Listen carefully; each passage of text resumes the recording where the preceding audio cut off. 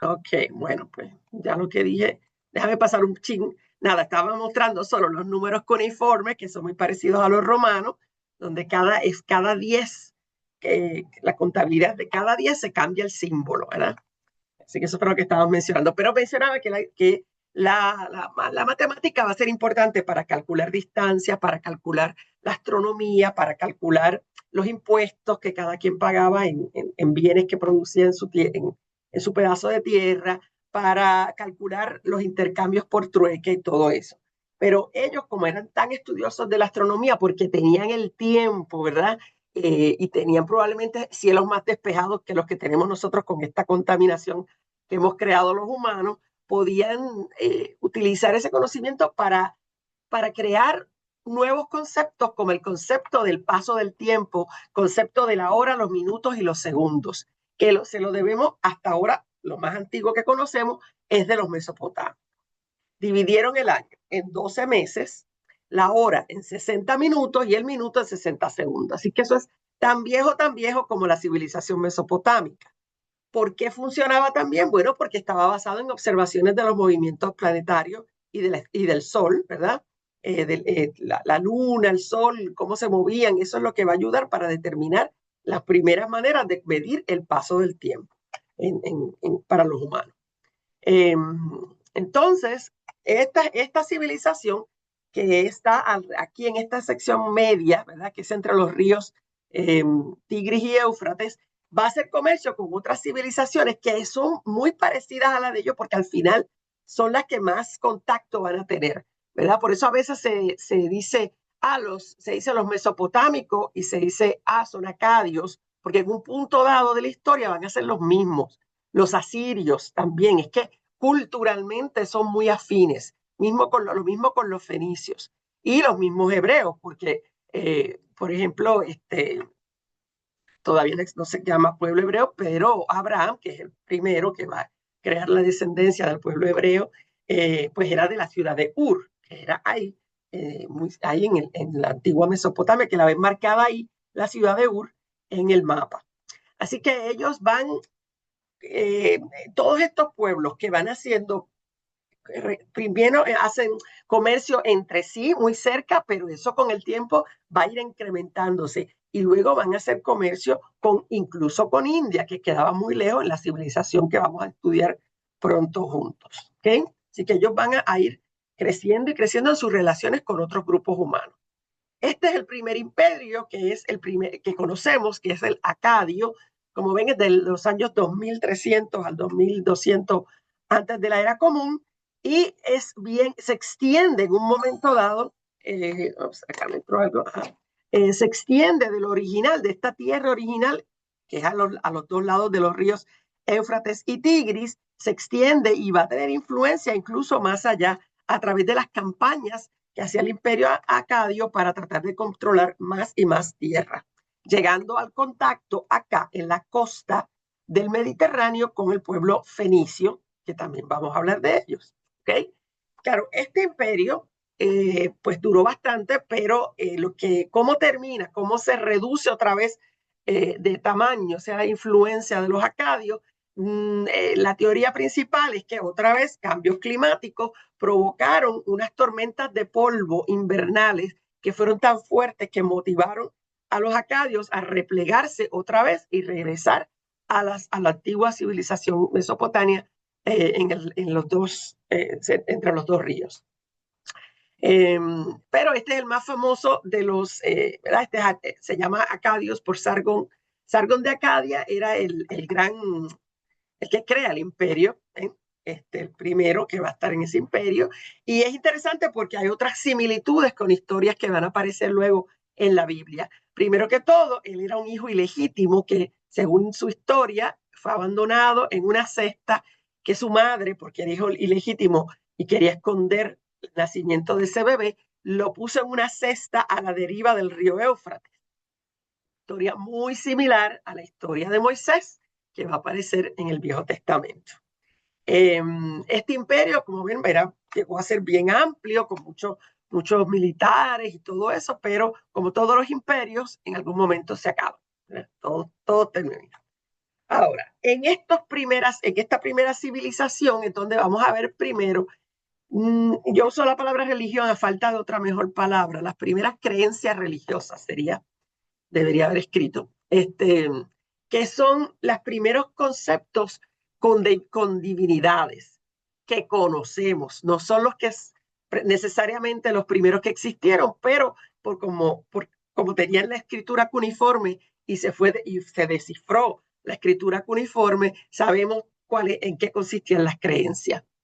Eh, Todos los dioses y diosas, no solo en esta civilización, sino en todas las civilizaciones de este periodo o sea, es bien primitivo. Estas son las primeras sociedades civilizadas, como sería la palabra que se usaría eh, para referirnos a civilizaciones que tuvieron un impacto en un área grande de tierra por un periodo prolongado de tiempo. Estas todas tienen este mismo tipo de creencia en dioses, ¿no? ¿Por qué surge la creencia en dioses? Bueno, la teoría principal es que los seres humanos se dan una vez que dejan, bueno, eran vulnerables, pero ahora que dejan el nomadismo y ahora están ¿verdad? En unos lugares específicos y ya crean sociedades permanentes en esos lugares, se dan cuenta que quedan bien expuestos a cambios climáticos, a fenómenos naturales que el clima trae. Algunos los van a poder predecir porque son, ¿verdad? Las estaciones del tiempo los traen, pero muchos de ellos no son predecibles, porque no todos los años hay un huracán, si es una región de huracanes, o tormentas eléctricas pueden ocurrir sin previo aviso, las mismas inundaciones o las nevadas, las sequías, y todos estos son fenómenos naturales bien poderosos para los cuales ellos no tenían explicación. ¿Por qué? Porque no tenían la ciencia. Entonces, la naturaleza humana, de tratar de sentirse seguros a pesar de su vulnerabilidad, les lleva a crear en sus mentes como grupos unas concepciones de unos seres extremadamente poderosos que ocasionan estos fenómenos naturales.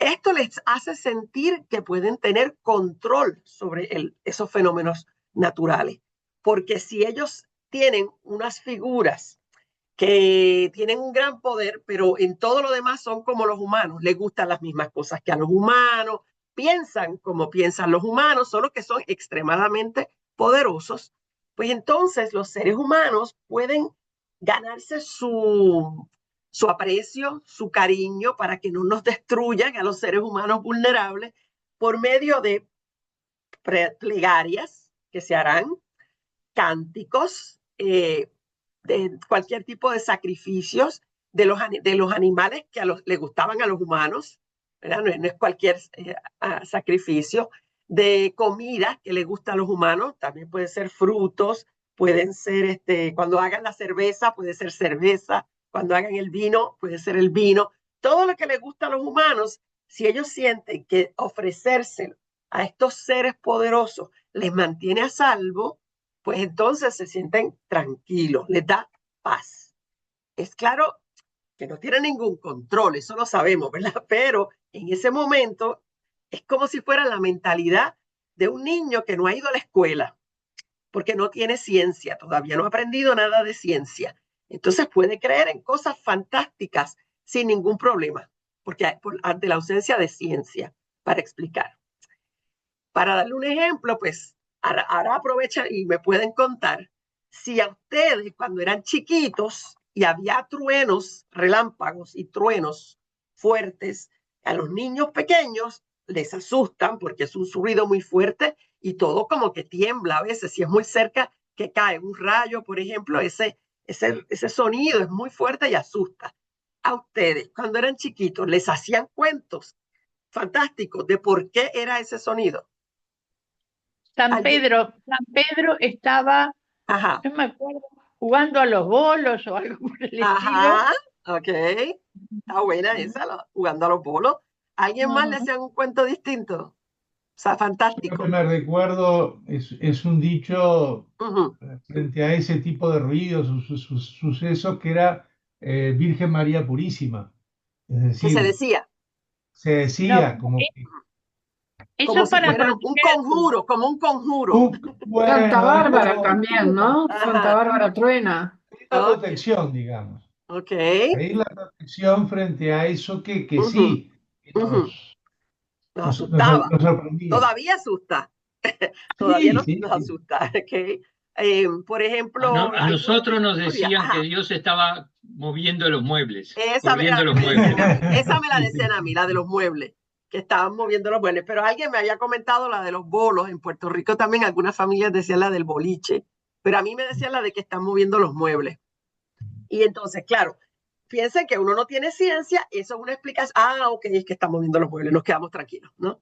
Entonces, es algo similar lo que va a ocurrir y como son grupos humanos muy vulnerables, estos primeros sociedades, como les digo, sin la ciencia para entender cómo ocurrían estos y por qué ocurrían, esto les va a dar paz y tranquilidad. Pero más tarde vamos a hablar más de cómo empiezan estos conceptos de mágicos, ¿no? Y de alrededor de eso. Pero para esto había que tener primero un cerebro que ya se había ¿verdad? Desarrollado a un nivel que permitía el pensamiento no mágico, sino imaginario, ¿no? La capacidad de creer en algo que no vemos, ¿no?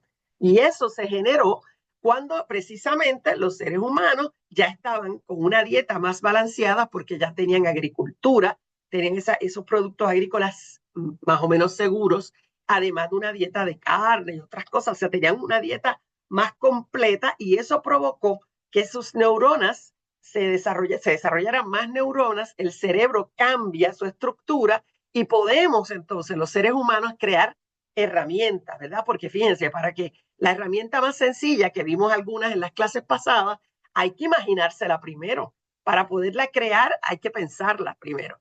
Entonces, ese pensamiento abstracto, había que tener primero el cerebro que podía procesar la información de esa manera. Todo lo que se ha inventado en la vida, primero se tuvo que haber imaginado. Y les pongo ahí el arte, por supuesto, hay que imaginarlo primero. Y el amor, porque el que no cree en el amor no se enamora, ¿verdad? Primero hay que creer que es posible y entonces uno se puede enamorar, porque si no, no se enamora. No, se queda cínico para el resto de la vida.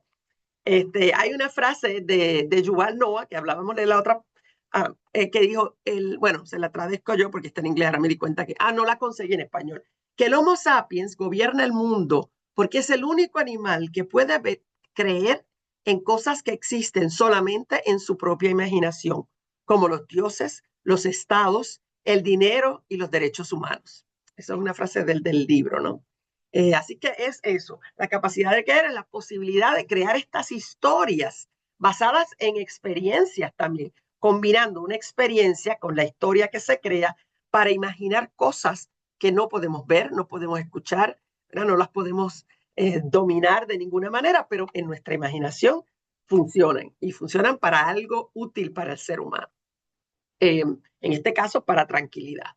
Así que los mitos, cuando empecemos más tarde a hablar, porque vamos a hablar, yo voy a saltarme algunas sociedades, porque las más que me gustan son los mitos griegos, que me encantan.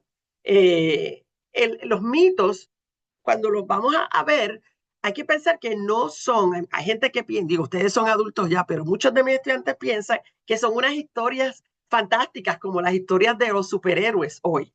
Ellos piensan que es que alguien se inventó esta historia fantástica para contársela a los niños.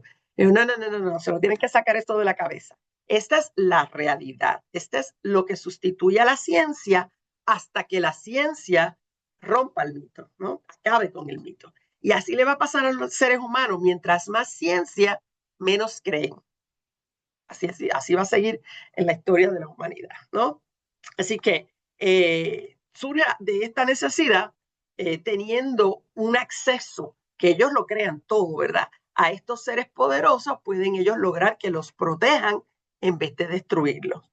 Y todo eso, pues, es importante, ¿no? Y esas creencias van a estar transmitidas por mucho tiempo oralmente, no se escriben siquiera. Se las enseñan a los padres, como a nosotros nos dijeron lo de que San Pedro estaba moviendo los muebles. Y después uno a los hijos se los repetía, ¿no? Entonces, como que le parece uno lindo y lo repite. Claro, como les digo, entonces cuando la ciencia y la tecnología entren en la ecuación, entonces ya no va a hacer falta tanto creer en los mitos. Siguiendo con los mesopotámicos, este es el tipo de templo que se construía en esa región, en la Mesopotamia. Ahí no había piedras, lo que había era arcilla o lodo, ¿no? Lodo de arcilla. Así que ellos fueron los que probablemente, pero para mí que no fueron en realidad ellos. Yo sigo, ya vamos a hablar pronto de la India, de los seres, las sociedades más primitivas de la India, que sí también hacían bloques de arcilla, ¿no? Y con eso construían lo que construyesen. Aquí ven que tuvieron que desarrollar la técnica de crear ladrillos y de unirlos, ¿verdad? Crear sustancias que los pudiesen unir uno y encajar unos con los otros perfectamente para que no se cayera todo el edificio. Estos son templos y como todos los templos que vamos a ver, creo, casi todos, sí, todos se orientan hacia el cielo. ¿Por qué? Porque la mayoría de esos fenómenos naturales se perciben desde arriba, se perciben que llegan desde arriba, excepto el terremoto, los demás se perciben que vienen de alto, de una altura hacia abajo. Por eso la percepción de que los dioses estaban arriba. Y los templos van a ir en esa dirección. Claro, en esta primera Mesopotamia, ahí ven mitología mesopotámica, ahí ven algunos de los dioses, la diosa Ishtar, que es la más que tiene que ver con sexualidad, pues la ven desnuda ahí, ¿verdad? Pero todos tienen el look mesopotámico, los hombres de las barbas largas, esas de pelo hirsuto, ¿no? Ellos piensan en Mesopotamia que los dioses viven en el cielo, ahí que viven, casi todas estas sociedades piensan eso, pero que tienen otra casa, tienen una casa acá donde vivimos nosotros, que es el templo, es la casa donde vive el dios o la diosa. Concepto que los cristianos mantendrán, ¿no? Que la iglesia es la casa de Dios, ¿no? La estructura es una casa de Dios. Las estatuas se consideran encarnación de esos dioses, por eso a veces en ocasiones importantes los visten, le ponen ropa, vestimenta o adornos a la estatua, porque es como adornar al Dios mismo, que está ahí, pero no lo podemos ver ni escuchar. Un poco como también en el cristianismo, de la idea de que, especialmente el catolicismo, de que las estatuas representan a esa deidad que de alguna manera está dentro de la estatua. Ahí va a haber sacerdotisas y sacerdotes que se encargan de manejar las ofrendas que se van a hacer a estos dioses y que les dan esas ofrendas para que se alimenten. Desde el principio los seres, y todavía mucha gente piensa que cuando se le ponen ofrendas de alimento a alguna deidad y el alimento empieza a dañarse, a pudrirse, ¿no? Que se va dañando el alimento, es una evidencia de que el dios se lo está comiendo, de que está comiéndose ese alimento. Hija, Sí, Dios de guerra, no. ellos no sé, fíjate, no sé si tenían de guerra, no sé. Yo les mostré algunos nada más para que vieran que sí tenían dioses, pero no, puedo averiguar, déjame ponerle una notita. Dios de guerra de Mesopotamia, yo te averiguo. Ok. Ajá, ok. El Dios supremo es Anu, que es el primero que les puse acá, que es el que creen que es el Dios del cielo, ¿no? Entonces, por eso es que es el más supremo, pero hay dioses de distintos fenómenos que ellos, ¿verdad? Que tenían que ver con su vida, como el aire del sol, ¿verdad? La luna, siempre va a haber dioses similares en las distintas culturas, porque tienen más o menos lo mismo en el espacio, ¿no? En el cielo. De ellos, de los mesopotámicos, otra cosa interesante es que es el primer código hubo un código previo, pero este es el código más completo que tenemos, más antiguo, el más antiguo, más completo, que es el código de Hammurabi, que era un gobernante que creó el código en un sistema en que él tenía el control, por supuesto, ¿verdad? Y él él le va a decir a la gente que esas reglas se las dictó, básicamente las dio el dios Marduk, era el nombre de ese dios, que le dio estos códigos de leyes para ayudarlos a ellos a vivir mejor, a vivir sin problemas entre ellos, como a regular su conducta.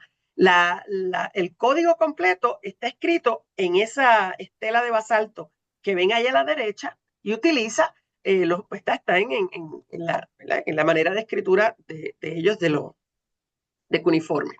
Y entonces, él, en todos estos casos, cuando había un caso que había que presentar una querella, una disputa entre personas, él atendía la disputa y él era el que tomaba la decisión, solamente él, ¿ok? Así que él era el juez, era el jurado, era todo, ¿no? Entonces, él establece las penas de muerte, pero no es él, es el dios Marduk, ¿ok? Por ejemplo, pena de muerte por asesinato, pues tiene lógica, ¿no? Por eso ellos son los de la ley del talión, ¿no? Ojo por ojo, diente por diente. Tú matas, te matan, ¿no? Va uno con uno. Pero también para el robo. Entonces, cuando ya te hacen una ley de pena de muerte para robo o fraude, dependiendo la magnitud de lo que se robó, o sea, de la cantidad robada, ya te está diciendo que existe ya el concepto de propiedad privada, ¿verdad? Porque no se puede robar lo que no tiene dueño. Entonces ya tienen un concepto de propiedad privada y eso se convierte en algo que hay que proteger, ¿no? La propiedad de cada quien. También pena de muerte por acusaciones falsas, un poquito más fuerte que las leyes antiperjurio, y el adulterio y el incesto. Cuando vemos leyes que regulan y que son con penas rigurosas por adulterio, eso quiere decir que hay un tema ya de los hombres tratando de controlar a las mujeres, porque los hombres, como vamos a ver, no era adulterio si lo hacían los hombres, era adulterio solo si lo hacían las mujeres. Y eso tiene que ver con una cuestión que es animal, de los seres humanos, porque somos animales, de que los machos quieren siempre asegurarse que los genes que sobrevivan para que mantengan la especie sean los suyos. Cada macho quiere que sean sus genes los que se sigan procreando, ¿no? Probablemente, yo creo que, no sé si les comenté, pero ustedes seguramente han visto que los leones, por ejemplo, que cuando atacan viene otro león, yo creo que se lo había comentado, y le quita la manada, un león más joven a uno más viejo, puede ser, o sea, pelean los dos leones y el que gana se queda con todas las leonas que están y lo primero que hace es matar a los cachorros del león anterior porque él quiere que sean sus genes. Y claro, eso no lo hace pensando, eso es instintivo, ¿no? Pues los seres humanos hasta el día de hoy andan en las mismas y andan haciendo casi las mismas porquerías, ¿verdad? No hemos aprendido mucho. Casi estamos en las mismas. Pero bueno, ese tema del adulterio lo vamos a ver consistentemente en las sociedades porque la legitimidad de la prole se vuelve súper importante, sobre todo cuando hay propiedad privada que va a ser heredada por una prole que no quieres que sea de otro, que sean los tuyos los que te heredan. Eso es bien básico, humano, y lo vemos desde el principio. Y otra cosa básica que lo vemos aquí y lo vamos a seguir viendo en todas las otras sociedades es el duro rechazo al incesto. Consistentemente el incesto es un problema. Incluso cuando los dioses cometen incesto, pasan cosas malas, ¿no? Y claro, ellos no sabían nada de genética. Ajá. Dime, Alicia. Salvo en Egipto, en las clases, o sea, en los faraones, ¿no? Que sí, claro. Tenían en la pureza de justamente, aparentemente, de la familia, sí. contraían enlace, tenían la obligación de contraer enlace hasta con las hermanos. Sí, sí. Sí, ahora, estaba pensando que es historia de la humanidad, de lo más rudimentario hasta lo actual, porque la ciencia ha adelantado muchísimo, pero no ha dado esas respuestas que el ser humano todavía sigue buscando, ¿no? Cierto, hay cosas que todavía no puede contestar. Hay personas que no creen, hay personas agnósticas y hay personas creyentes, pero se ha ido justificando y con grandes teólogos, ¿no? O sea, grandes filósofos de la religión, tratando de justificar la existencia de las mismas. ¿No? Sigue resolviendo cosas para las cuales no hay sustituto, ¿no? Para mucha gente.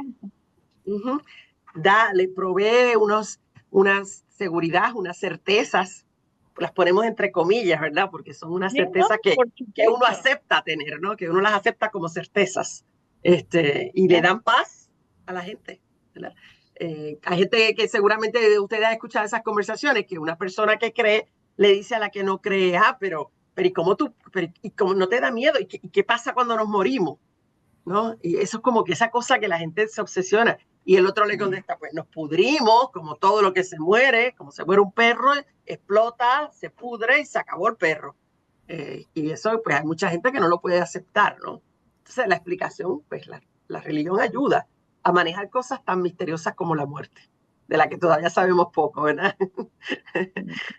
Acá esta es la primera ley real del talión y vemos cómo ese concepto lo recoge también el Antiguo Testamento, ese concepto de la ley del talión, donde, bueno, ahora les voy a dar algunos ejemplos para que vean qué interesante cómo lo planteaba el código per se. Y vemos que la esclavitud es parte de la vida diaria y hay unas leyes que consideran la esclavitud. Ahora les doy unos ejemplos. Por ejemplo, esta es una de las leyes. Dice, si un hombre le destruye el ojo a otro hombre, le destruirán su ojo. O sea que es literal, lo del ojo y el ojo, ¿ok?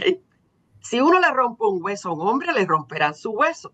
Si uno le destruye el ojo a un hombre libre o le rompe un hueso a un hombre libre, además pagará una maná de plata que es una cantidad de plata. Si uno le destruye el ojo al esclavo de un hombre o le rompe el hueso al esclavo de un hombre, pagará la mitad del precio. Entonces, a mí me parece fascinante que ya vemos que se devalúa el esclavo, ¿no?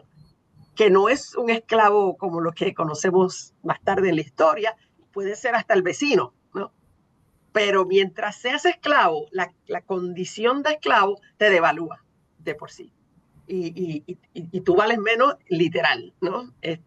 Si un niño golpea a su padre, esa siempre me gustó, se le cortarán la mano, los dedos. Y esa es un poquito dura, pero bueno, parece que los niños había que enseñarlos fuertemente. Y la última que les pone acá, que están todas en esa ley 196, nada, puse eso para colarme la historia. Por ejemplo, si hay un constructor de casa, ¿verdad? Eso es lo que es su talento, eso es lo que él hace. Y construye una casa y la construye mal. Y como la construye mal, se cae el techo y le cae encima y le mata el hijo al que estaba viviendo en la casa. ¿Cuál es el castigo? Hay que ejecutar el hijo del constructor. Es literalmente ojo por ojo, diente por diente. Poquito fuerte la cosa. En total son 282 cláusulas que contiene y hay datitos interesantes que, por ejemplo, ante Hammurabi se podían presentar tanto el acusador como el acusado y podían traer pruebas para defender su caso, ¿verdad? Para que él tomara una decisión tipo como los jueces hacen todavía, ¿no? Así que esto es muy, muy primitivo. El castigo dependía, como vieron, de la clase social de la víctima, ¿verdad? El valor de las pérdidas depende de la clase social. Además dime. Sí. Como ahora. Ajá. Sí, buen punto. Triste, pero bueno. Además de ejecuciones, también, como vieron, las mutilaciones de sacar un ojo, y las multas como los maná. Y los hijos en esa época eran considerados propiedad también. Y si uno estaba en deuda y no quería uno ser el esclavo, pues podía poner a su hijo como esclavo para que el hijo pagara por la deuda. Y lo dejaba como esclavo en vez de uno. ¿Okay? El hijo se podía ofrecer a cambio de algo. Así que, o sea, no piensen en las familias de hoy en día, para nada. ¿Okay?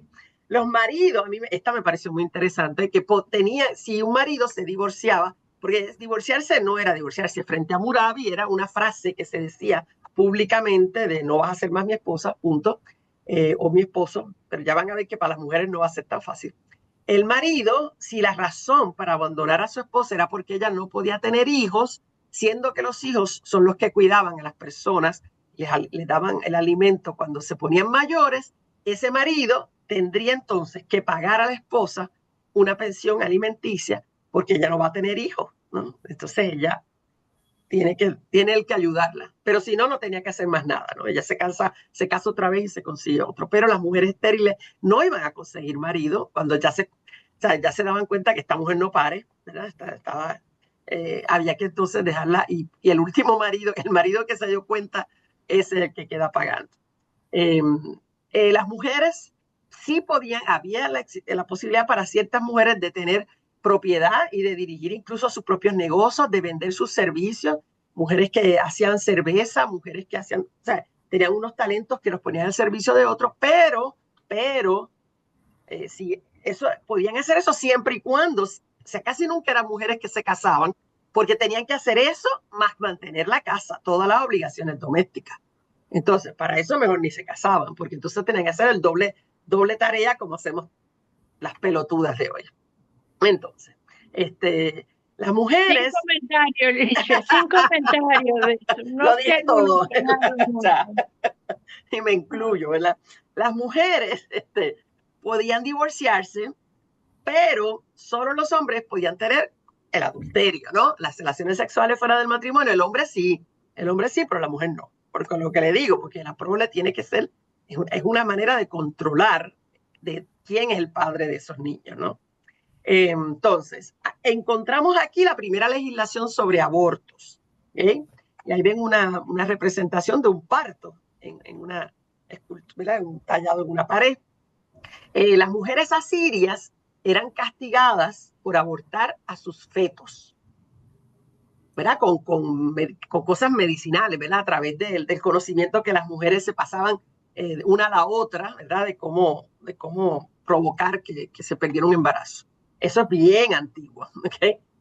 Pero interesantemente, los hombres sí podían matar a sus recién nacidos, porque recuerda que son su propiedad del hombre, no de la mujer, ¿ok? ¿Y cuándo ocurría que un hombre quisiera matar a un recién nacido? Bueno, generalmente, y lo vamos a ver en todas estas sociedades, cuando el recién nacido daba claras señales de que tenía algún impedimento, que se pudiera ver, que se pudiera notar, ¿no? Qué sé yo, tenía un bracito más corto que el otro, qué sé yo, cualquier cosa. Por dos razones. Una, porque algunas sociedades interpretaban eso como que los dioses estaban molestos y eso era un castigo. De alguna manera, algo pasó ahí que los dioses mandaron ese niño, así que había que eliminar al niño. Pero sobre todo tenemos que pensar que en esa época no había conocimiento científico para ayudar ni apoyar a ninguna persona que tuviera impedimentos. Entonces, era una carga para las familias y sí, era frecuente. ¿Cómo se mataban los niños? A veces los tiraban por desfiladeros, si había algún desfiladero cerca, se podía tirar en un río el niño y se iba el bebé. Otra era que lo dejaban en alguna bosque que hubiera cerca y que los animales, pues, ¿verdad?, lo mataran al bebé. Todas esas cosas pasaban y era normal. Pero a mí me parece interesante porque esta ley, si la mujer es castigada por abortar, pero el padre puede matar al recién nacido, ¿cuál es el propósito de la ley? ¿No? ¿Quieren alguien pensar un poquito? ¿Y qué piensan ustedes? ¿Cuál es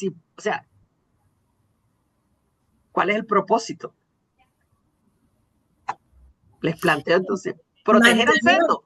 Mantener una humanidad sana, yo qué sé, no transmitir genes, ¿no? No sé. Pero entonces, ¿por qué castigar a la mujer por abortar el feto? Si ni siquiera se sabía. Sí, eso Hay que esperar a que nazca. La mujer no tenía derecho a decir no nada. Era dueña de su feto. No, pero se necesitaba se necesitaba población, el costo, la duración de la vida era mucho menor, o sea, claro, evidentemente cada nuevo ser que naciera era útil a la sociedad o no, y en caso de no considerarse útil, se lo mataba. ¿Y no les parece a ustedes también, eso todo tiene mucha lógica, mucho sentido, pero no les parece que también era una manera de controlar las mujeres? Ella no podía decidir abortar el feto, pero su esposo podía decidir, ¿no? ¿Y en caso de violación? No, ahí no leí nada ahí de violaciones. No lo pensó. No. Voy a ver cuándo aparecieron el primer concepto de violación, lo voy a buscar, ¿ok? Legal, lo voy a buscar después. Ligia, dime. Mira, cuando yo era joven, hace bastante tiempo, pero no hace siglos, una persona conocida tuvo un bebé Down. Entonces la madre de otra nos dijo, sí. ¿y dónde estaban el padre de ese niño y el padre de la madre que dejaron que la madre se enterara que ese niño había nacido así? ¿Y qué se supone que hicieran? No, ahí está, nosotras quedamos Ajá. porque nunca se nos hubiera ocurrido, pero evidentemente esa señora pensaba que era un que castigo. era normal que el padre de la madre o el padre del niño podía decidir, si el niño, vamos a internarlo. Bueno, wow, qué feo. Ahora, yo creo que también no permitir que la madre se enterara. Esconderlo y sacárselo y que ella no se enterara. Pero, Elisha, esto sucedió acá. Eso ha sucedido en Uruguay. Tanto que se habla de un lugar donde nacían niños con Down o con otras condiciones distintas. Exacto, y las madres no se enteraban y los padres los llevaban a un lugar para que los criaran. Generalmente eran religiosos los colegios. Wow, qué interesante. No, esos lugares. Los cotolengos, bueno, pero eso pasa. Cotolengo, sí. Eso ha pasado en todo el mundo. La hermana de la reina de Inglaterra, y yo no me equivoco, era Down. No, y fue internada, una de las hermanas, una de las familiares, estoy pensando, porque surge de la película Crown, de la serie Crown. Una de la familia, no me puedo recordar ahora, más de una, justamente por los casamientos entre familiares, y fue internada totalmente en secreto, y alguien la vio la serie y la recuerda. Sí. La reina Isabel y la hermana justamente quisieron develar ese secreto o esa incógnita que ellas tenían y buscan y encuentran a esa familia internada. O algo parecido. Pero puede ser ficción también, ¿no? No sé. Bueno, yo nunca había leído eso, nunca había leído eso, pero podemos averiguarlo cuando acabemos. Ligia. Lo averiguo. Surge de la serie Crown. Los exámenes que se hacen actualmente durante el embarazo, ¿no? Y donde toman, si el embarazo no es, ya no te digo viable, pero viene complicado o con determinadas presunciones, enfermedades, no queda a decisión de los padres si está dentro de un determinado periodo. Entonces, yo creo que horrorizarnos, no, o sea, es desgraciado, o sea, no es desgraciadamente, es la historia de la humanidad que ha cambiado, de repente es una decisión conjunta, es una decisión con técnicos incluidos, ¿no? Pero esto existió, y para mí el Código de Hammurabi, más allá de lo que nos puede sorprender o horrorizar por las penas, como si vio, es un adelanto jurídico de ordenamiento de una sociedad, pero un avance muy grande, ¿no? O sea, lo podemos, nos podrá parecer severo, pero cierto, comparado, mejor, ¿no? Sí, total. O te ordenás o te hacen ordenar, ¿no? Sí. Un comentario te quería hacer. Dime. A mí me resulta difícil ponerme a estudiar todo esto, porque tenemos la mentalidad de ahora, ¿no? Con la tecnología y conocimiento la medicina de ahora, ¿no? Ponernos a pensar en, yo qué sé, 7.000 años atrás, 200 años atrás, digo. Hablamos de 200 años atrás y en Europa tenían un montón de hijos porque los necesitaban para ir a trabajar al campo. Claro. Y si nacían mujeres era una complicación porque no las podían poner atrás de un arado, ¿no? Es decir, a mí lo que me resulta fascinante es cómo puedo transportar mi mente a ese momento para poder interpretar, porque digo, todo lo que decimos lo asociamos ahora, ¿no? Es decir, tú hablabas recién de de lo que había avanzado la ciencia, el hombre. Pero estamos hablando de millones de años. Y vos fíjate que en 50 años, lo que avanzó la tecnología en 50 años atrás, no había calculadoras eléctricas, ¿no? Y hoy por hoy, en un celular tenés la lupa, tenés la filmadora, tenés el grabador, es decir, transportarnos a esa época. Son 4.000 años.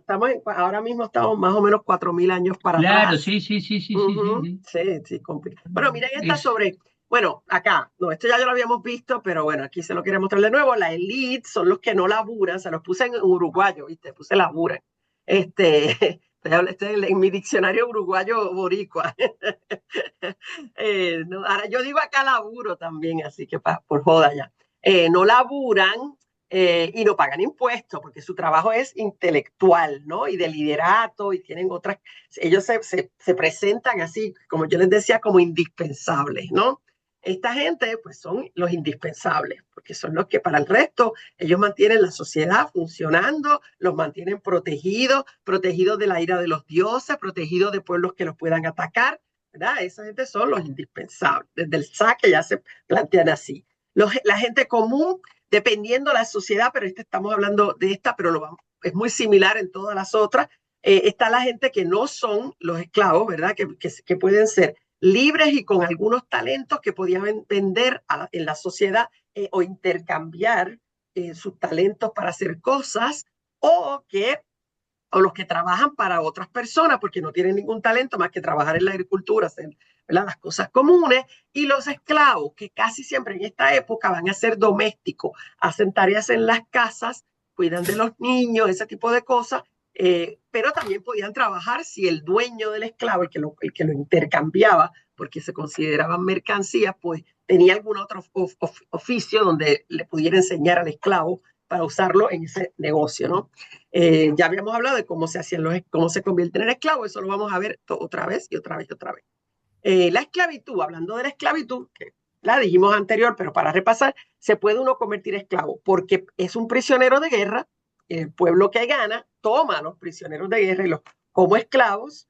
Si uno fue un criminal convicto y parte de su condena es por un periodo de tiempo devolver a la otra persona en forma de trabajo esclavo, y una persona que tuviese una deuda con otro y puede pagar vendiendo su servicio, o como les decía, puede ser el de un hijo e incluso el de una esposa también. Así que había maneras de pagar. Ahora, hablando de eso, me puse a buscar sobre la esclavitud hoy y no encontré un mapa en español, pero habla de lo que es la esclavitud en los tiempos nuestros y el número estimado de personas que viven en situación de esclavitud. Claro, lo que cambia es la definición de esclavitud. Se considera que entre 21 y 45 millones de personas y el 25% de esos serían niños, hacen algún tipo de trabajo forzoso. Por eso es que la definición era mucho más amplia. No es que necesariamente sea como antes, pero sí están haciendo algún tipo de trabajo por la fuerza. Desde gente que paga una deuda con servidumbre, que sigue ocurriendo, hasta los matrimonios forzados, porque se paga con la esposa. Mucha gente interpreta que la dote también es una manera de pagar con la esposa. La trata de personas, que sabemos que no hay manera de contabilizarla porque es algo ilegal, que se estiman solamente, y los niños soldados, que son más comunes en el África todavía, pero los hay en otros lugares también, y en algunos de estos carteles de droga tienen niños, ¿verdad?, que están siendo forzados a ser soldados o a hacer ese tipo de servicio.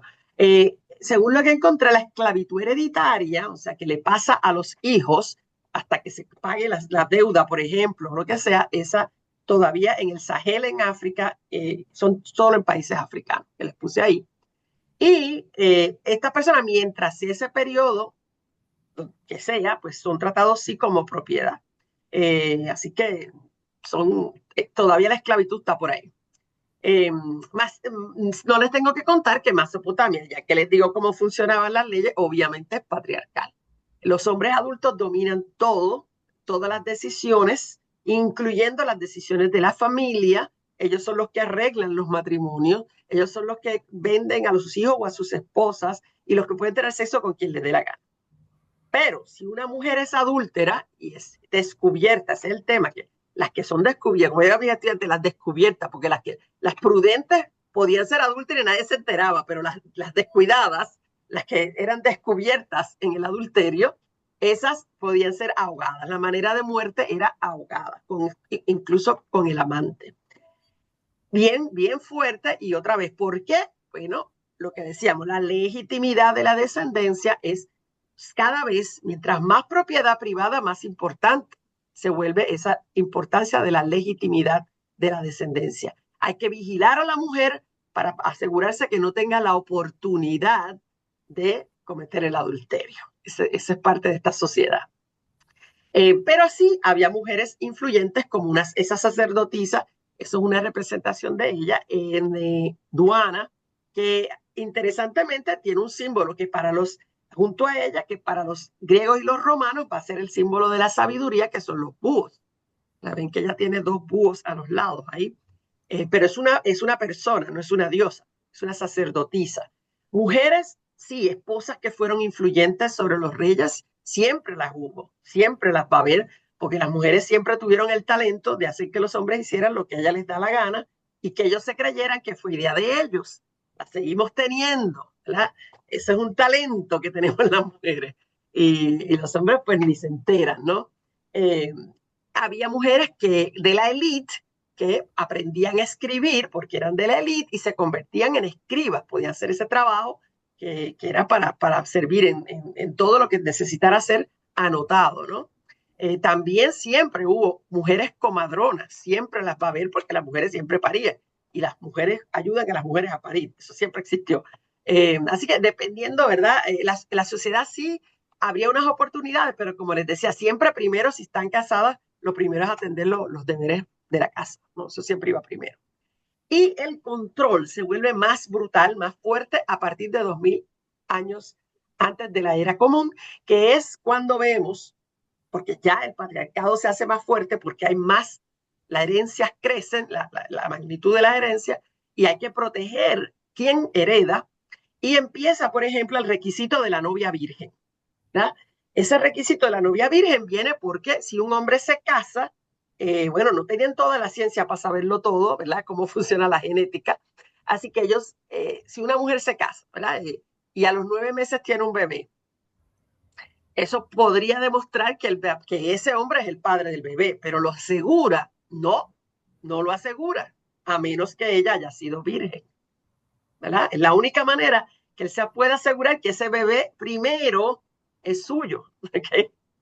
Así que la novia virgen se vuelve una obsesión desde bien temprano para los hombres y bueno, también eso de prohibir a las mujeres salir de la casa solas, eso empieza bien temprano. Interesante, lo que era Mesopotamia hoy es Irak, ¿no?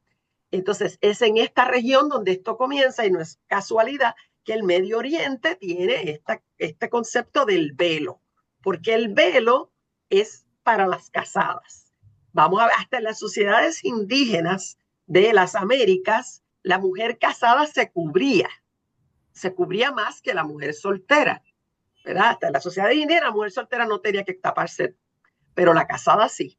Y es otra vez este concepto de mantener un control sobre la mujer una vez que se le escoge como pareja, para asegurar que esos hijos sean de ese padre y hacerla menos atractiva, menos accesible, ¿no? A los otros hombres. Así que empieza ya por allí por el año 1500, como verán en esa estatuita, la mujer fuera de la casa sale con velo en esta parte del mundo, no así en otras sociedades. Así que luego vamos a hablar del Islam, así que el velo no se lo inventaron los musulmanes, ¿ok? El velo existía de mucho antes y con la misma intención siempre. Lo vamos a ver en Grecia también para las mujeres casadas, ¿no? Es la idea de que la mujer casada debe ocultarse lo más que pueda para ser menos atractiva a los otros hombres y no haya la posibilidad del adulterio, ¿no? El divorcio, pues para los hombres era más fácil y siempre sigue siendo un poco más fácil, casi en muchas sociedades, ¿no? porque el hombre podía decir, bueno, ella no me da hijos, ya, ella le puede decir, no eres ya mi esposa y ya. Ella gasta mucho dinero. La propiedad privada se vuelve importante. Si ella está descuidada con el dinero, si él compra cosas, adquiere cosas y ella las gasta o las regala o es descuidada, no digo dinero como, no piensen en moneda porque no estamos hablando de moneda todavía. Dinero quiere decir la riqueza de la familia, o si ella humilla al hombre delante de las otras personas, por ejemplo, saliendo sola, saliendo sin velo, ¿verdad? Ese tipo de cosas, él puede declararla que no es más su esposa. Pero las mujeres, desde el año 2000, para poder divorciarse, antes de la era común, tienen que demostrar que fueron maltratadas físicamente, o sea, que tienen que dejar secuela el maltrato, o probar el adulterio, que cómo lo va a hacer si está metida en la casa todo el tiempo, ¿dónde rayos va a ver al hombre haciendo nada? O sea, que aunque parezca que hay una oportunidad, en realidad esa oportunidad va a ser realmente muy difícil para las mujeres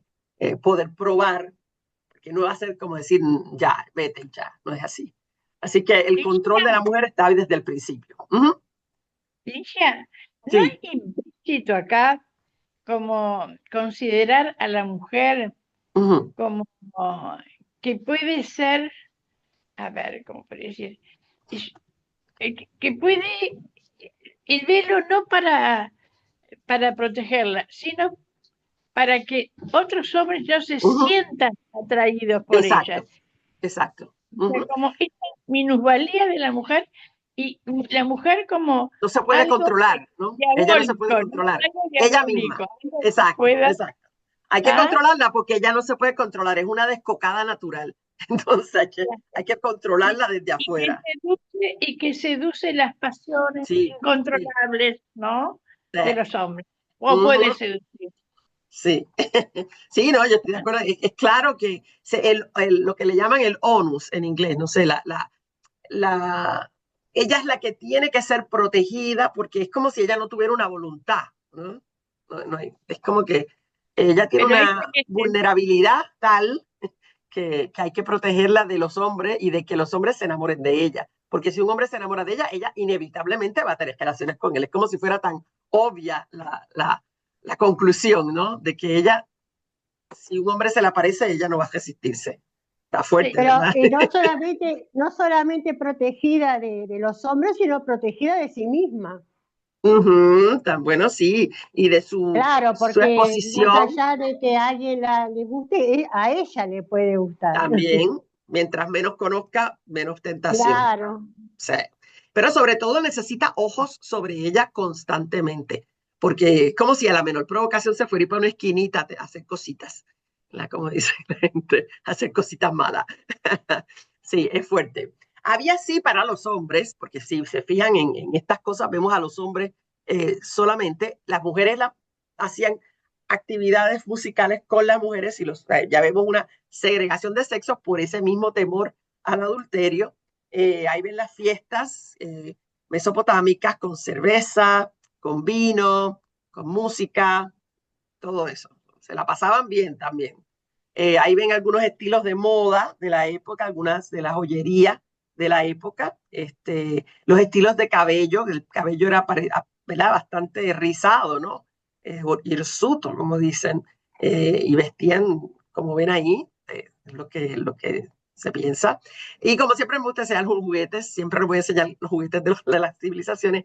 Ahí ven algunos juguetes mesopotámicos, y si se fijan, pues son todos estos que fueron los que encontré, son de rueditas, ¿no? Y recuerden que ellos son los que inventan el concepto de las ruedas. Y entonces la rueda para los juguetes la van a utilizar también, y son todos representaciones de animalitos. Este juguete todavía existe, todavía los nenes jalan cositas, ¿verdad? Por ahí, jalando cositas con rueditas. Así que probaba hacer uno genial, pero le pongo niños ausentes porque no hay representación de niños en los juguetes. O sea, todavía no se encuentran. Puede que haya habido muñecas, por ejemplo, pero la única, o sea, si la hicieron de paja o de cualquier material vegetal, pues no va a durar en el tiempo de la misma manera, ¿no? Así que no podemos saber todavía. Estos son, perdón, estos son de madera. En vez de piedra, esto es como de arcillas. Piedra. Son de arcilla, no piedra porque ahí no hay piedra, son arcilla, de barro. Sí. Y ahí encontramos pero que para mí que probablemente había unos más viejos en India, el tablero de un juego que se encontró, pero no se sabe, o sea, encontraron el juego y las piecitas, pero no se sabe en qué consistía el juego. Pero es muy antiguo y pues, estaba en una tumba, así que es lo único que se sabe. Del otro grupo que estaba muy cerca, o sea, que les quiero mencionar así un poquito, y que con esto creo que capaz que ahorita cerramos, sí. Este otro grupo humano, que eran los fenicios, ¿verdad? Estaban en esta costa que da al Mediterráneo, ¿no? Están cerca, y ellos hacían comercio, ¿verdad? Con los que estaban más hacia adentro, entre el Tigris y el Éufrates, y luego esos mismos productos ellos los mercadeaban acá en las costas con las otras sociedades que estaban en Grecia, ¿verdad? Y ellos mismos van a tener colonias que van a crear ellos mismos, algunos, porque se van a ir de allí, que tienen embarcaciones para hacer comercio en embarcaciones, y crearán colonias en el norte de África, por ejemplo. Esta gente, ¿qué son las cosas que intercambian, verdad? Por ejemplo, la lana, vinos, las cerámicas, que las habían creado primero los mesopotámicos, pero los otros grupos aprenderán a hacerlas, el aceite de oliva, las maderas, todas esas cosas, ellos las van a poder mercadear a través de los fenicios. Pero una cosa bien importante que hicieron mira, aquí en la de aquí abajo a la derecha, ven lo que está en rojo son las colonias también. Primero, este es la primera grupo de fenicios, pero cuando ellos empiezan a navegar en el Mediterráneo, van a ir creando sus propias colonias, colonizan, en ese sentido de colonia como del lugar que colonizan, en Cartago, que es la más famosa, ¿no? Que estaba. Pero lo que yo quiero comentarles de ellos fueron dos cosas más importantes, no solo unas naves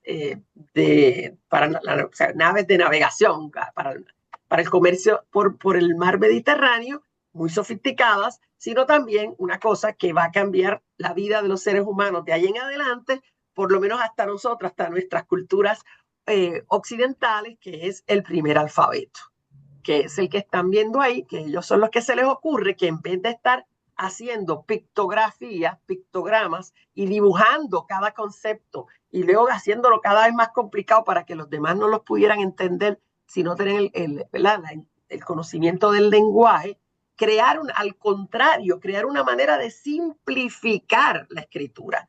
¿Por qué? Porque ellos tenían comercio con gente que hablaba distintos idiomas, que tenía distintos sistemas de escritura, y se inventan esta manera de que todos puedan utilizar los mismos símbolos muy sencillos, solamente 30 y cuántos que son, no sé cuántos, 20 y pico, pero ya no tengo el número ahí, para poderlos utilizar y crear palabras, ilimitada cantidad de palabras, porque en vez de ser pictográficos iban a ser por el sonido de las letras, ¿no? Se le iba a dar un sonido a cada letra. Esas fueron el alfabeto son 22 símbolos. ¿Por qué son solo 22? Porque le faltan las sílabas, las vocales, no tienen vocales. Son como los polacos, que no tienen vocales, ¿verdad? Casi no tienen vocales. Son solamente consonantes, ¿ok? Claro, hacían el sonido vocal, pero no le tenían una representación para esos sonidos, una representación gráfica. Y como ven, son fáciles de dibujar también y fáciles de memorizar, porque van a hacer todas las palabras con esos símbolos solamente. Originalmente, ¿verdad? Tienen unos símbolos que con el tiempo los compartirán con las personas con las que hacían comercio. Los griegos los van a utilizar y los van a convertir en las letras griegas. O sea que no es que se mantienen exactamente iguales, sino que con el tiempo estos mismos son los diseños de estas letras, ¿verdad? Que como les decimos hoy, del alfabeto van a ir cambiando hasta que se conviertan, como ven en esta tabla, a la derecha en el romano, que es el que nosotros tenemos, porque es el que va a convertirse parte del latín y de todas las lenguas romances, como lo va a hacer el español. ¿Qué me están diciendo aquí? Alguien, ok. Sí, dime. Ahí volvés a poner tablillas de arcilla. Y cuando y hoy me quedé, pero me parece que más o menos tenía la conclusión. Cuando hablaste de escritura, se veía que era forma de piedra y decía basalto abajo. Ah, no, aquella fue una piedra de basalto, sí, pero cuando hacían la del todos los días era siempre con barro. Sí, ¿Cómo es solamente. ¿Cómo es la denominación de la escritura antes de esto? O sea, la cuneiforme. Cuneiforme. Cuneiforme, sí. Antes de esta era cuneiforme, pero eran un montón de símbolos que había que memorizar todos esos símbolos, ¿no? Entonces, con esta es mucho más fácil. Sí, lo hacen. Y claro, al principio, ¿verdad? Pues lo utilizan para el comercio, que es lo que a ellos les interesaba, para comerciar con gente de otros lugares. Pero eso lo hace también, ellos querían que esto lo pudiera usar cualquier persona y no solo la élite. Se lo sacan a la élite. La élite quiere tener unos símbolos que nadie entienda. Ellos, como ellos hacen comercio, ellos necesitan comunicarse de una manera más eficiente y por eso crean este sistema. Así que fue algo que los recogen los otros pueblos que estaban en conexión con ellos a través del comercio en el Mediterráneo. Y así es como llegan a nosotros, ¿no? Claro, con sus cambios. ¿Ves? Por ejemplo, acá, en esta tabla, ven del fenicio al griego y al latín. Por ejemplo, el alef, que era esa del fenicio, es la que luego los griegos le llaman alfa, ¿no? Que es la letra A. Hay unas que la vemos el proceso más fácil. La letra B viene de Beth, que era como le decían en los fenicios, que no se parece a la B, pero con el tiempo se convierte en nuestra B, que se vierte la beta, ¿no? La beta de los griegos. Y ahí ven las distintas, ¿no? Cómo van cambiando. Así que esa es la teoría, ¿no? Por supuesto, que eso fue lo que ocurrió. Ahora, a esa expansión fenicia va a ir llevando este conocimiento de ese alfabeto a distintas partes del Mediterráneo, de las costas mediterráneas, y de ahí a las sociedades que se formarán alrededor, cerca del Mediterráneo, que son las que nos tocan a nosotros, son los griegos y los romanos. Aquí esto está lo más interesante, pero pues, para que uno después, si quieren, cuando lo tengan en la grabación, se ponen y lo miran con calma, es cómo se cree que evolucionó el alfabeto desde una manera antes, ¿verdad? Cuando es muy pictórico, ¿verdad?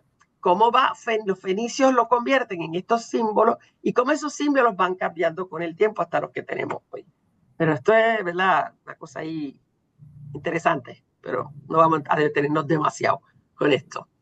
Como para terminar con Mesopotamia, como civilización, pero no lo que ellos tenían, ni la cultura se conserva, ¿verdad? Porque las personas tendrían que morirse todo para que se muriera la cultura y eso no es lo que va a ocurrir, sino como civilización, el año en que se considera que ya no lo podemos llamar más Mesopotamia es alrededor del 600 de nuestra era y se basa en la conquista del primer grupo extranjero que los conquista, que son los persas. Cuando Ciro el Grande pues entra y los conquista. Claro, luego eso va a cambiar, luego va a venir Alejandro Magno, luego van a venir los griegos, luego entran los romanos, después vienen los islámicos. O sea, a lo largo ya a partir de ese momento hay otras influencias, ya no es la civilización mesopotámica que estábamos estudiando. Por eso se considera que ese es el año en que se termina, más o menos para entonces. Así que la clase que viene, como ya se nos va el tiempo, vamos a empezar con sociedades africanas, o sea, con las sociedades africanas.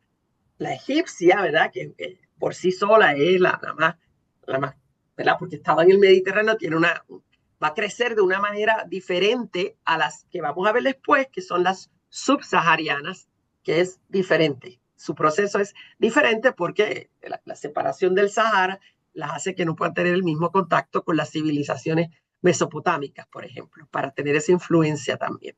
Así que esas van a ser muy distintas, pero las dos las vemos en la clase que viene, las africanas solitas, ¿ok? Después de eso vamos a ir a India, después vamos a ir a China, después, o sea, vamos a seguir viendo otras sociedades, después venimos a las Américas y vamos a ir viendo esas primeras civilizaciones que todavía son primigenias, ¿no? Y cómo se manejaban. ¿Okay? Así que nada, lo dejamos aquí, que termino el share y podemos... Marta está levantando la mano. ¿Dónde? Sí, no, un pequeño aporte que no sé, la verdad que es interesantísimo todo. Cuando mostraste el alfabeto fenicio, Es el alfabeto hebreo. Claro, si están ahí al lado. No, pero Sí, las letras, sí, todo como, sí. mirá, la forma, todos los símbolos, y también en el hebreo no hay Las ¿cómo vocales. es? Las vocales. Claro, los La griegos verdad le que, pusieron las vocales. mira, la Sí, verdad que no tenía ni idea. sí, Bueno, sí, la sí. verdad muy interesante. Sí, Muy interesante. es fascinante estas cosas. Yo no sé si a mi Mm. gente les interesa, a veces ponen unas caras como de que, "Ugh", pero bueno, se lo tienen que aguantar igual. Sí, Es hebreo, es fenicio. sí, es fenicio. Y qué interesante, a mí me llama mucha atención lo de que el dividir el mes en 12 meses, la hora en 60 También, minutos. sí. ¡Wow! O sea, es como Sí, que... no, impresionante.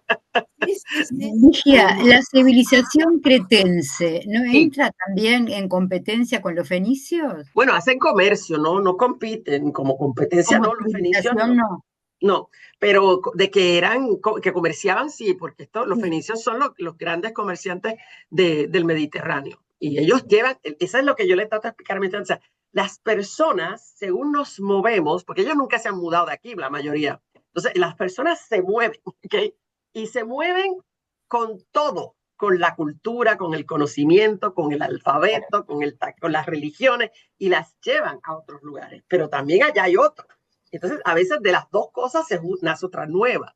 Y eso hace que progresen. Por eso es que yo le meto la cucharita ahí, ¡pum! Se la meto la cucharada de que por eso es importante recibir de otra gente, porque salen cosas mejores cuando se juntan cosas de distintos lados, porque lo mejor de cada uno, ¿no?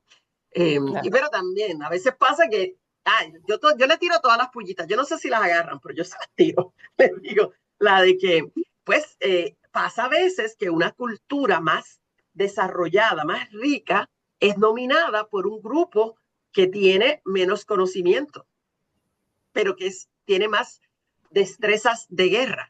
Claro. Y entonces perdemos todos porque se pierden un montón de cosas de culturales que hay que volverlas a inventar otra vez en el futuro. Qué coincidencia con América del Sur. De América, sí, ¿no? yo las tiro, no, yo siempre se las pongo todas.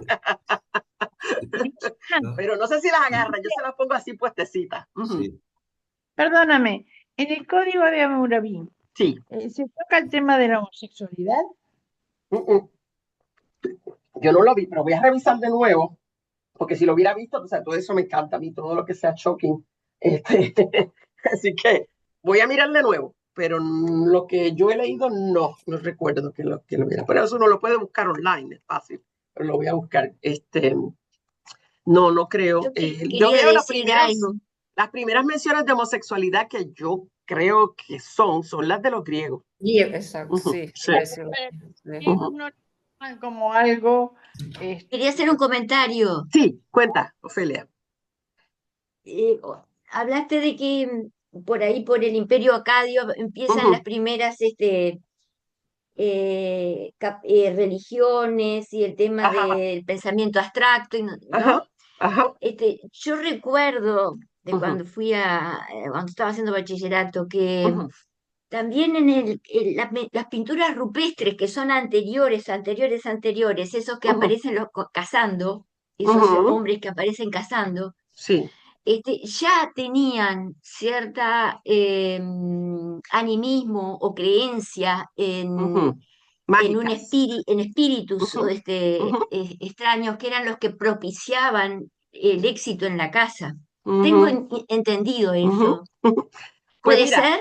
Sabemos en algunas sociedades, sí lo sabemos, porque son las más recientes, como las sociedades americanas. Que por ejemplo, dientes de tigre, y las mismas dientes de tigre no son de acá, de jaguar, las pieles de jaguar para salir de cacería, como algo que les permite cazar al jaguar mejor, ¿no? El espíritu del jaguar está en su piel y se utiliza, ¿verdad? La piel como un amuleto, son como, más que nada, son como unos amuletos de suerte para la cacería. Sí, esos conceptos mágicos estaban. Lo que pasa es que el tema es que, ¿cómo sabemos, cómo lo probamos, no? Pues seguramente estaba desde mucho antes. Los caribes, por ejemplo, los indios caribes en el Caribe, ya de ahí que viene el nombre, los indios Caribe, que eran los que vivían en las Antillas Menores del Caribe, creían que lo que uno comía le afectaba a uno. Entonces, cómo uno se comportaba. Por eso, un cazador nunca comía tortuga. Porque si comía tortuga, se ponía lento. ¿Viste? Como la tortuga. Entonces tenía que comer los animales que tenían las características que él quería tener como cazador. Y cosas así, son pensamientos mágicos bien abstractos que ya se podían tener porque el cerebro podía pensar en todo eso e imaginarse todas esas cuestiones. Pero el amuleto yo estoy segura que existió desde bien temprano, el asociar, y lo seguimos haciendo. Digo, yo no sé ustedes, pero si tú me revisas mi cartera, te puedo sacar 5 amuletos por lo menos tengo en mi cartera en este momento, al saque. Yo me encuentro cosas en la calle y pienso que algo la puso ahí. Y tengo que recogerla. Déjame silenciar que esta se lo olvidó apagar. Espérate. Me voy a silenciar. Pueden abrir ustedes para hablar para ayudarle a esta mujer, a Milagro. Pues ella, yo tengo, por ejemplo, esos objetos. Por ejemplo, tengo una pieza de rompecabezas, porque a mí me gustan los rompecabezas. Voy caminando por la calle en Uruguay y me encuentro en Ciudad Vieja una pieza de rompecabezas sola. No hay más. No es que a alguien se le cayó un rompecabezas y están las piezas. Solo hay una. Pues para mí eso es un amuleto. Y tenemos ciencia. Y todavía pensamos en esta bobería. Imagínate tú si la habrán hecho ellos. Un pequeño aporte que una vez... Perdón, una vez me dijeron, porque yo no soy creyente, no soy religiosa. Entonces una vez uno me dijo, están los que creen y los que creen que no creen. Exacto. Sí, yo no creo, pero por si acaso. Yo no creo, pero por si acaso. Pues entonces crees, caramba. Claro, porque cuando estás en una situación límite, ¿de quién decía? ¡Ay, Dios mío! Es lo primero que te sale. Entonces, o vemos una escalera y no le pasamos por debajo ni para nada. Por la duda. Pero por si acaso. Tú pues crees, caramba. O no abres el paraguas dentro de la casa por si acaso. Bueno, entonces, las contradicciones humanas, ¿no? Que tenemos. Ay. Sí. Gato negro, si nos pasa un gato negro por delante, ¿cuántos miramos y pensamos?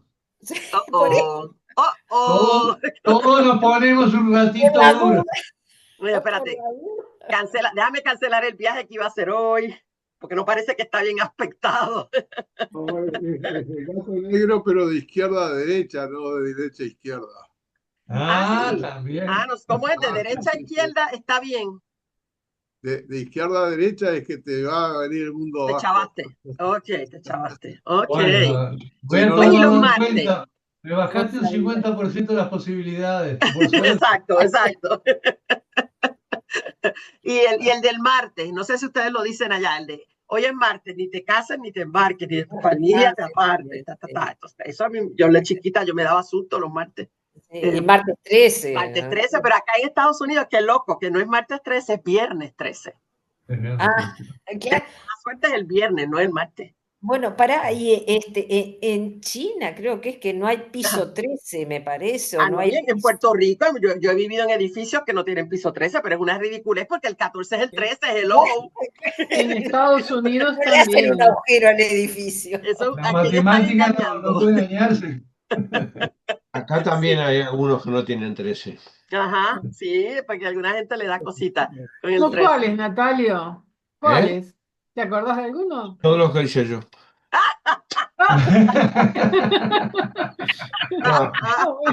He visto algunos. Y después que no te acusen de tener ¿verdad? Mufa, ¿qué dicen ustedes? Eso da mufa en la palabra, ¿qué dicen? Mufa. En Punta del Este, la Torre Trump no tiene piso 13. Mira. Trump y yo. ¿Y qué tú hacías ahí? No, yo lo vi de afuera.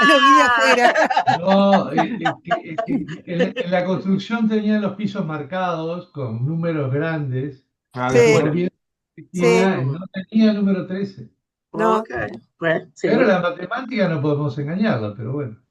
Pero fíjate que todos decimos, nah, eso es una tontería, pero después lo hacemos, ¿viste? Y esos somos los que nos atrevemos a confesar, porque las otras cosas que no nos atrevemos a confesar, no las confesaremos. Por eso lo que le dije, los que creen y los que creen que no creen. Sí, estoy de acuerdo. Yo te digo que si en mi cartera, y encima tengo la cartera llena de moneditas. Mi abuela me enseñó que, bueno, era del centavo, porque era la más chiquita en Puerto Rico, pero en Uruguay hice la de los 10, porque ustedes tienen de uno. Sí, ustedes tienen de uno. Yo en cualquier país que esté, la moneda más chiquita que haya en el país, yo tengo que, tú sabes, transformarla en las tradiciones, tengo que adaptarla. Entonces, si me encuentro una, de donde quiera, yo me he parado cruzando la calle y ahí mismo agarro la moneda. En clase, yo he detenido la clase porque veo una monedita en el piso y la tengo que recoger. Entonces la recojo, la envuelvo en un papelito blanco. Déjame enseñarle, porque si no me lo creí, yo tengo aquí el bolso. Y entonces ahí nunca lo gastas, nunca jamás. Yo tengo bolsas de estos papelitos blancos, de las moneditas envueltas en papelitos blancos, ¿ves? Aquí están. Y entonces las dejas ahí. Mi abuela me dijo, eso te va a hacer que siempre te llegue dinero cuando necesitas, te va a llegar. No te va a llegar mucho, porque tú no quieres tener mucho, porque eso son preocupaciones, pero suficiente. Y así es. Mira, aquí está la pieza de rompecabezas de mi cartera. Yo no, se los digo. Acá, Alicia, hay una costumbre, el día de San Juan, que se reúnen y a ti te regalan una moneda envuelta en papel. Y al año siguiente se canjea esa moneda. Porque yo tengo una que me regalaron hace muchos años y como no voy a esas reuniones, sigo con la misma, por las dudas, ¿viste? Pero, por las dudas. Esa es la frase clave, por las dudas. Hay una costumbre de poner una nuez en azúcar.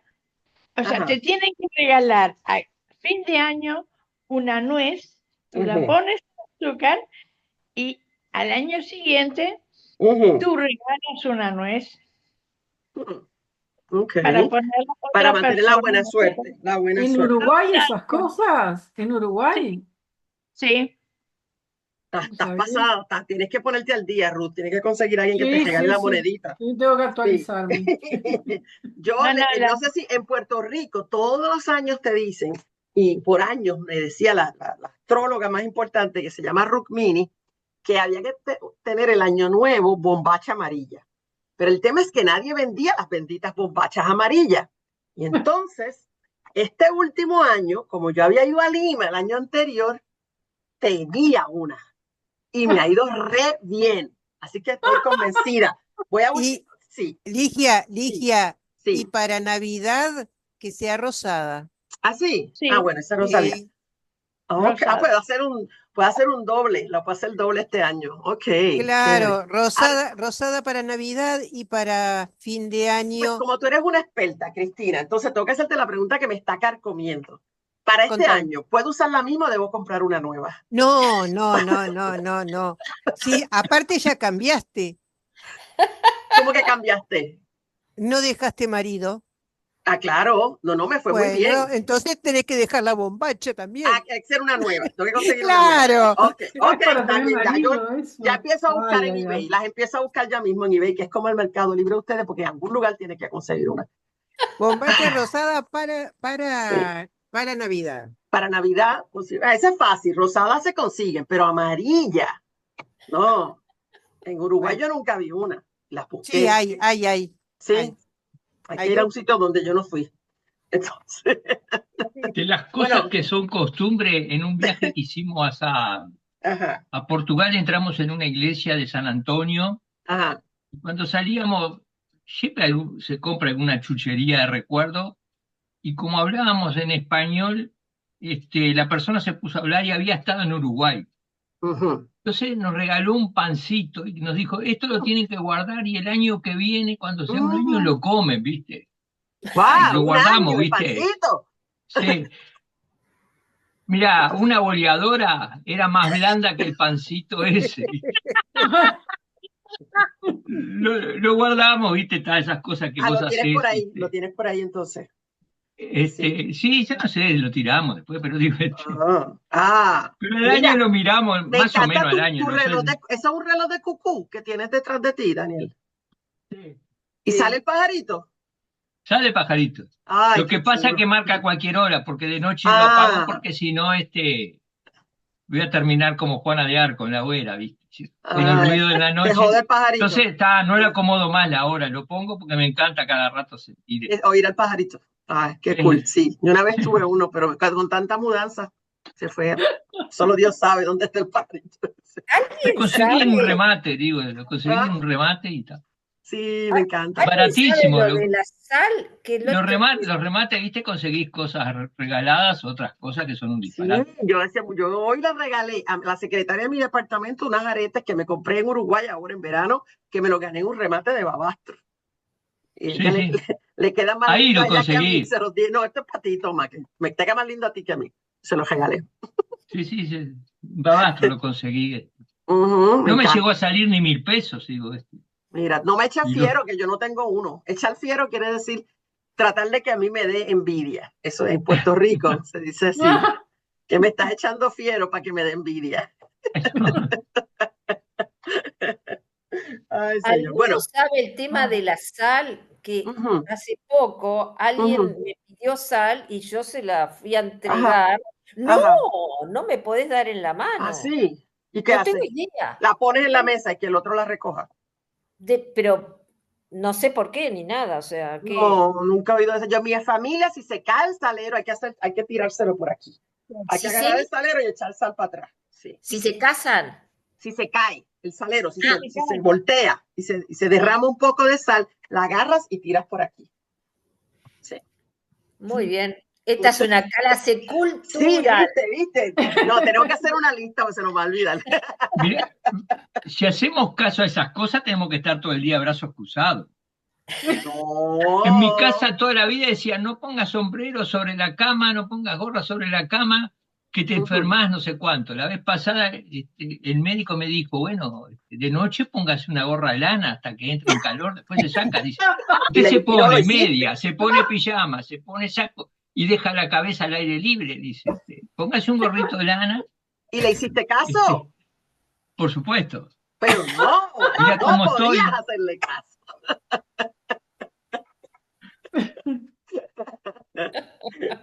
Esas cosas qué mal estamos, qué mal nos va. Bueno, nada, gente. Carlos, ¿ya tenés la maleta pronta? ¿Ah? ¿Quién? Carlos. Ahora que tú dices maleta, espérate.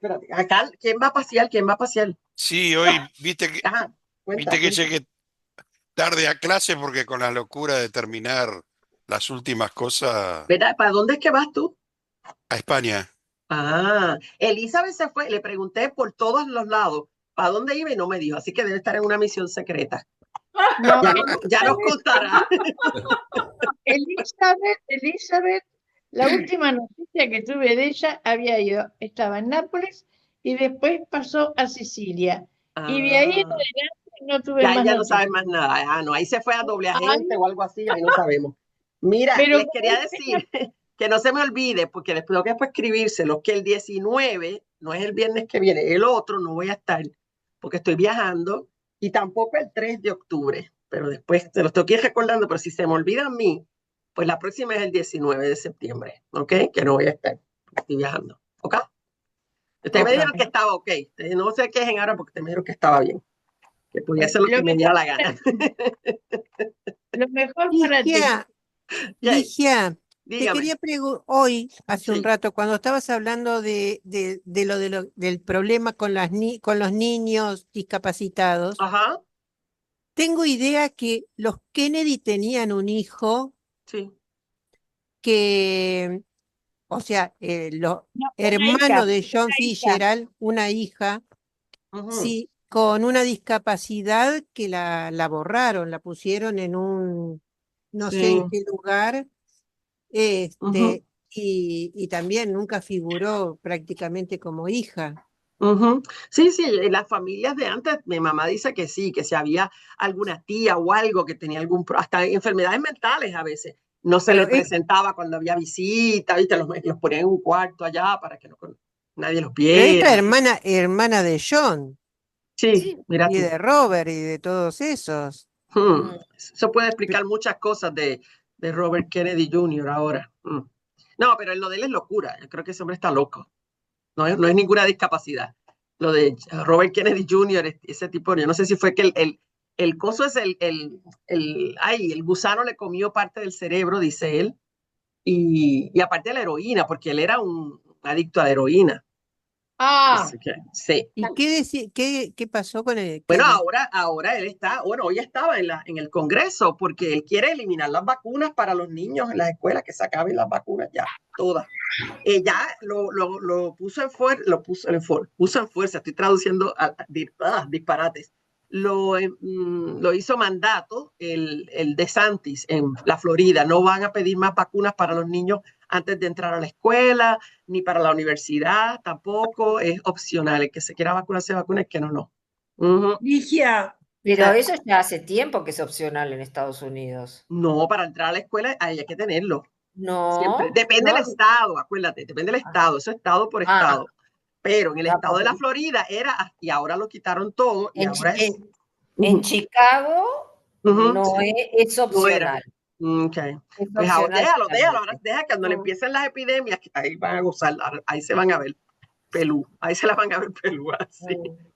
Una consulta, Ligia. Dime. Mi hermana me acaba de decir que mis primas nacidas en Estados Unidos corren peligro ahora, nacidas antes de 1960, en la década del 50 de mi edad, corren peligro porque sus papás se hicieron americanos recién después que ellas nacieron. ¿Están votando a la gente que hace 60 años que están en Estados Unidos? Bueno, el presidente quiere eliminar, en eso están, en la de eliminar la ciudadanía por nacimiento, que es de lo que se trata.